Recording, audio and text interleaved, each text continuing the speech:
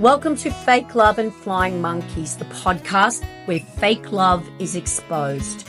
I'm Nova Gibson and I am your host. I'm the principal counsellor at Brighter Outlook Narcissistic Abuse Counselling.com.au.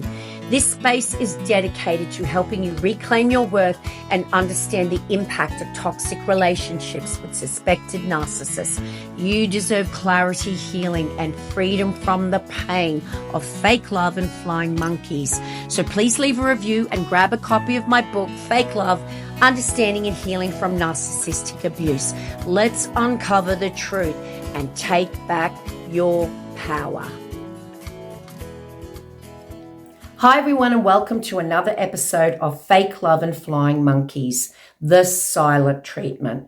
Anyone who has been in a relationship with a narcissist will have experienced this very passive, aggressive form of abuse, and they will tell you that it is torturous.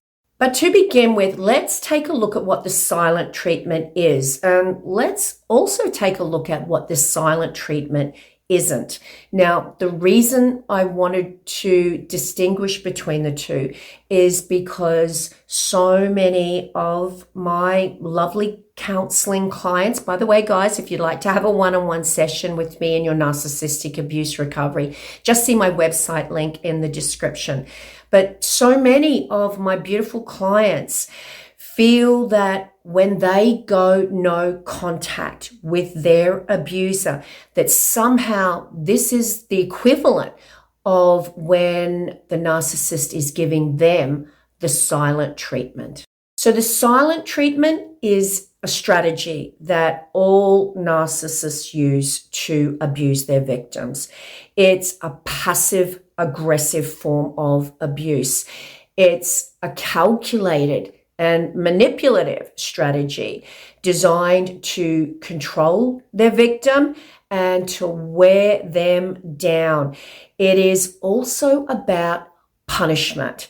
It's one of their favorite weapons because it allows the narcissist to inflict absolute pain. It is torturous for the victim, and they don't ever have to raise their voice to make their victim hurt and to bring their victim to their knees. For the victim, the silent treatment is torturous.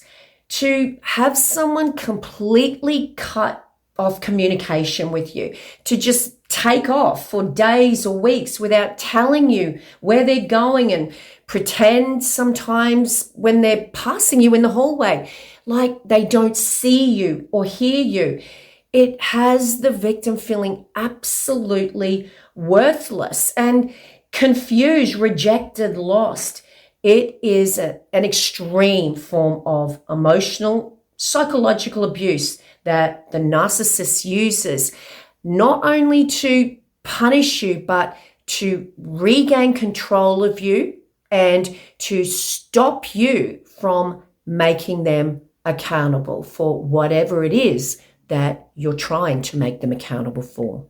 The narcissist knows what an effective strategy this is to control their victims because they know the work they've put into conditioning their victims into being dependent on them, sometimes physically, but certainly emotionally, because of that very, very powerful trauma bond that exists. So what this dependence enables the narcissist to do is to be able to come back and end the silent treatment and walk back into their victim's life like nothing's happened, because the victim experiences such relief that the silent treatment is over that they willingly accept their abuser back and move on like nothing's happened.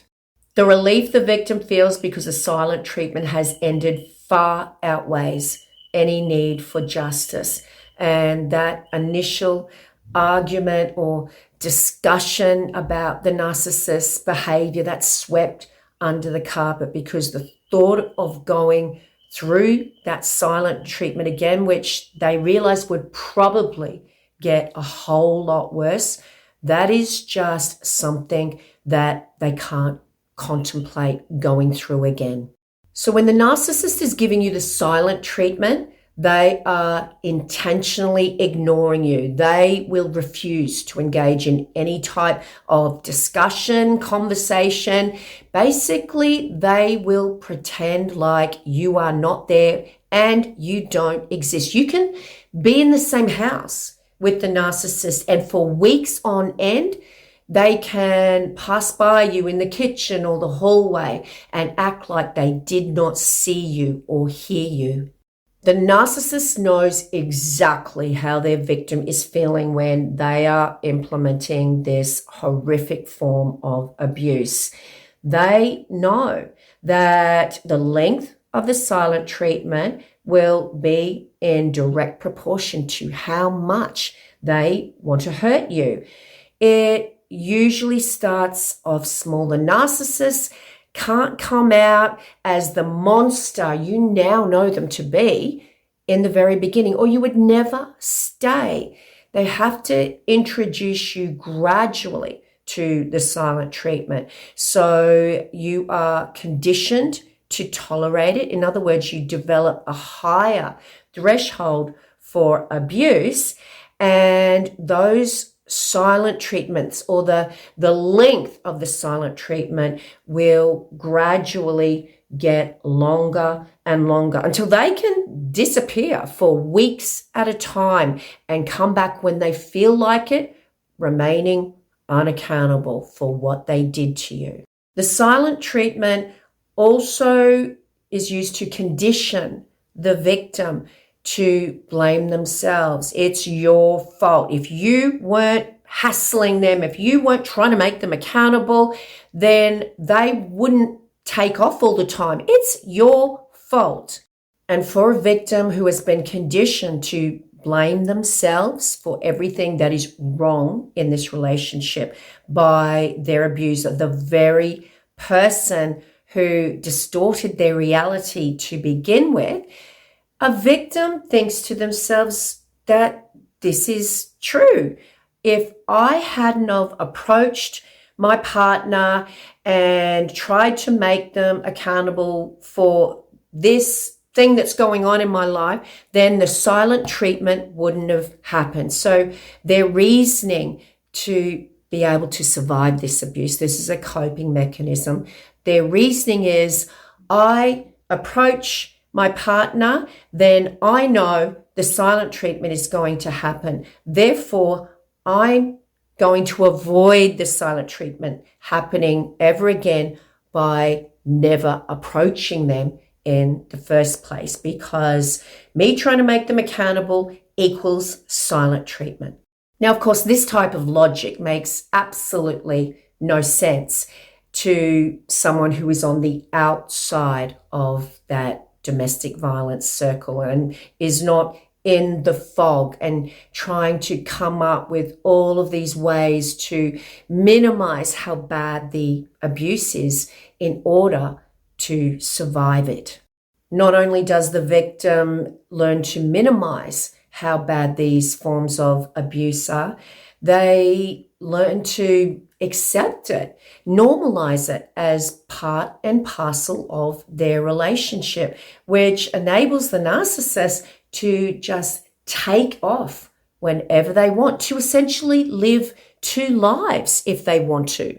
I have heard many times from my clients about the narcissist in their life having another full-blown relationship with someone else who thought they were the only one.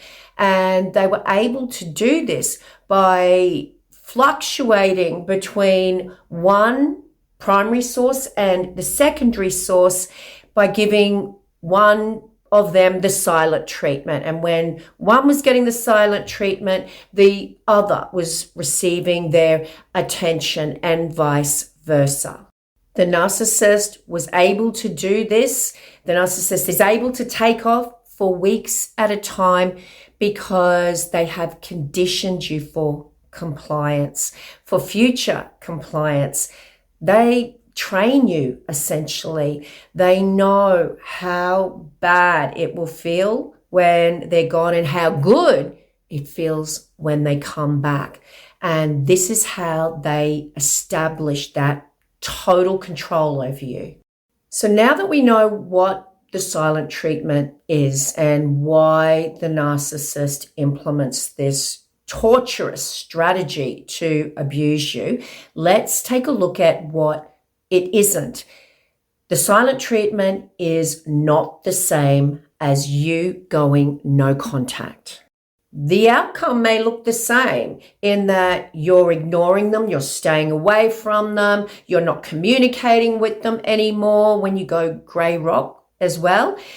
But the intent is very, very different. The motivation in the two behaviors is completely different.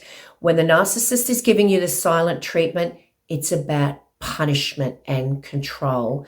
When you are going no contact, grey rock, that is about boundaries and self-care. It should never be about punishment and revenge. It should be about you and your healing and staying out of the environment that was making you sick. The silent treatment is never okay. Silent treatments are abuse. It can make you physically sick. The stress of constantly wondering where they are, who they're talking to, walking on eggshells all the time. This can make you sick. The anxiety can cause sleeping issues, digestive issues. It also can isolate you when you withdraw from your friends and your family because you're just too drained to have any contact with them. It makes you further dependent on the narcissist if you do self-isolate, which makes this toxic cycle of dependence on them even harder to break. The silent treatment can be even worse if you suffered from childhood abuse, emotional abuse, neglect from a narcissistic parent because of that fear of abandonment, that fear of totally being rejected and being discarded.